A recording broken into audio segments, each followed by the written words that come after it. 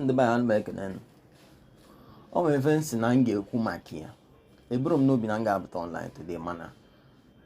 o nwere headline m fụrụ nwee sị mba na a ga-ekwu okwu gbasara this thing because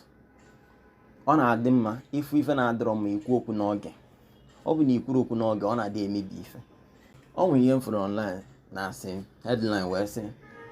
ndị kpọrọ nwefa ex-governors of Ebonyi State ex-governors of Ebonyi State na-enwere ife falụ na the state wee pụta wee sị the name of Ebonyi State Airport bụ Chuba Okadigbo International Airport na na-eme ya reject na ha rejectrụ the afa because na the man Chuba Okadigbo na ọ nwere ife ọ lụrụ the state ex-governors of Ebonyi State bụ ndị na-ekwu nọ Elechi Sam Egwu and the rest of them fine now ka m wee gosi unu na ife a bụ na onwe ife na-enye ndị be anyị nsogbu sometimes and ife a bụ iberibe na-enye ndị mmadụ nsogbu Dave Umahi former governor lụchara airport ahụ ka afọ ọ bara the airport ọbanya Muhammad Buhari International Airport Muhammad Buhari ka ọ bara airport na Igbo state airport ya bụrụ federal airport state airport o were afa Buhari tinye na the airport ọ dị mma like that na eastern region ka ị were afa Buhari tinye na airport a state airport not federal airport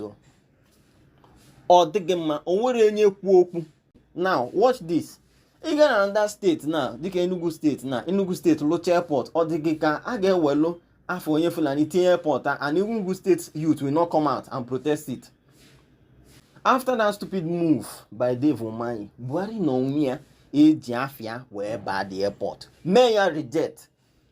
si Umahi na you don't name state airport after somebody outside the region ọ bụrụ ka esi eme dị ya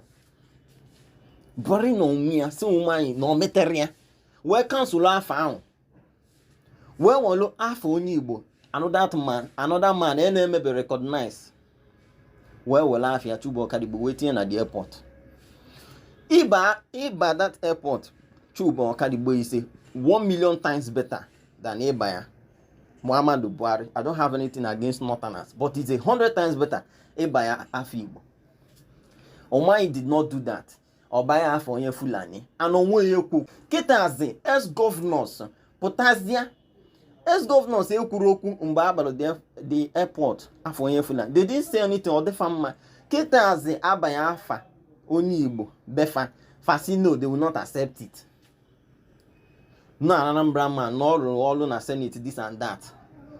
Look at how we behave. Look at ndị kpọrọ nwefa elders because those ex-governors are elders na Igbo. Look at how they reason. Look at how they reason. Kita ka ha nwetezi their voice back. Ịpụta wee complain na the afa na fa chọrọ ya. Ka ebunu nọ mgbe agbara ya Muhammad Buhari International Airport, which is the worst name to give that airport as a state airport. Ka ebunu nọ unu ekwuru okwu. Nya me ndị Igbo ji asị ife na-adịrọ mma kwuo okwu maka na obi na ikwuru okwu that time take just some steps ịpụtazịa kwubo okwu that means na iburu ezigbo mmadụ ịmacha ife ị na-eme ide arụ emesịa na ejiri disi mama ndị mmadụ njakịrị ọ bụrụ na Umahi mere ya in his own power o nwere ka ndị mmadụ ga-esi pụta protest ya that thing amala ama na Igbo steeti mere that thing reject they don't accept that name as the ex-governors now they now found their voice now say oh mba na ya mere ya accept na ya chọrọ afa ahụ unu dị iberibe ndị gbanwe ex-governors are very stupid mgbọsi ọzọ unu fe ife na-adịrọ mma unu ekwu okwu n'oge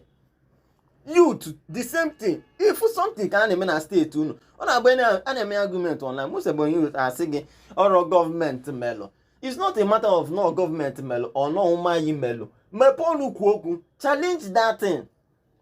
Imo state youth na challenge their governor Anambra state youth na challenge their governor challenge it na ndị governors anyị hapụ vafa ga-ere gị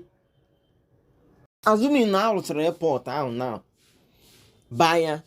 ka a na-akpị ya Dave Umahi International Airport no ka mma it is better for Igbo land to name it like that no problem ọkwa gị nwa lụrụ ya nsogbu adịrọ you didn't call it by your name if you any other person dey worthy na the state in the history of the state is Ebonyi State here kept the Ebonyi State if you know anybody worthy about the airport after the person's name he were by Muhammad Buhari. Meanwhile this ex-governors ekwuru okwu that time for happy or the farmer like that kita abaya for onye Igbo is mba na ọ bụrụ onye steeti gị dị ya After now unu na-ewete from Ebonyi State there. I'm not the person quite right, but I know the person is worthy of